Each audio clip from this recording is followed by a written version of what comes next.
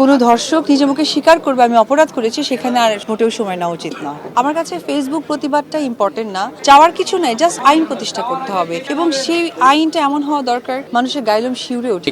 কেন আপনি গিয়ে দেখেন কিছুদিন প্রায় কয়েক মাস আগে তো আসিয়া নামে ও মাগুরের একটি মেয়েকে এরকম ধর্ষণ করা হয়েছে, তার বোনের বাসায় গিয়েছিল। এরকম আরো অসংখ্য নাম আছে, হয়তো আমার প্রত্যেকটা নাম এই মুহূর্তে মনে হচ্ছে না। আজকে শুধু আমরা আসিয়াতে আছি, রামিসাতেই আছি। আমার কাছে মনে হয় যে আইন প্রতিষ্ঠা করা দরকার। কিচ্ছু না, চাওয়ার কিছু নাই, জাস্ট আইন প্রতিষ্ঠা করতে হবে এবং সেই আইনটা এমন হওয়া দরকার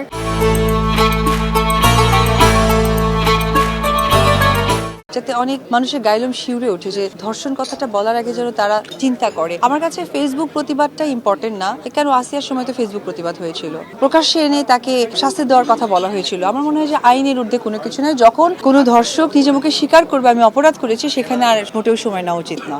আমি এটা আসলে আইন বলতে পারবে, কারণ আমি যেহেতু আইনের ব্যাখ্যা যেহেতু জানি না, সাধারণ নাগরিক হিসেবে বলতে পারি যে আইনকে আমি শ্রদ্ধা করি, সম্মান করি। বাংলাদেশের নাগরিক হিসেবে আইনের প্রতি শ্রদ্ধাশীল রেখে মানে এটুকু বলতে চাই, আইন প্রতিষ্ঠা হোক।